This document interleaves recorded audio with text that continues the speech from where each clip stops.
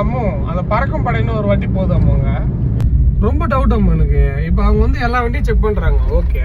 அவங்க வண்டி யார் செக் பண்ணுவாங்க? சப்போஸ் அவங்களே பணம் ஆனால் குத்துந்து என்ன பண்றது?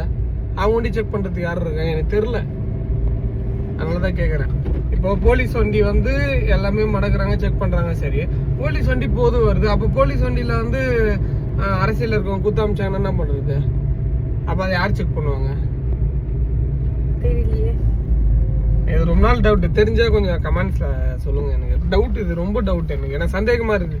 நான் 5000 10,000 எடுத்துன்னு போறேன், அவ்வளவுதான் என்கிட்ட இருக்குது. ஆனா லட்சக்கணக்கில் கோடிக்கணக்கில் அங்கங்க பிடிக்கிறாங்க, சரி. இவங்க தான் போய் பிடிக்கிறாங்க, ஆனா அவங்களே எடுத்துன்னு போயிட்டாங்கன்னா ஏன் தப்பு பண்ணாம யாருமே இல்லையா? எல்லாமே தப்பு பண்றாங்களே, லஞ்சம் வாங்கத்துல எல்லாமே பண்றாங்க. அதனால இது எனக்கு டவுட் ஆகுது. யாருன்னா தெரிஞ்சா கொஞ்சம் சொல்லுங்களேன்.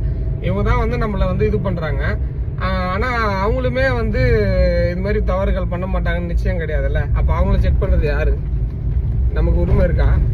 ஏன்னா நானும் மணிக்கு செக் பண்ணுவேன் திடீர்னு, அதனால கேக்குறேன்.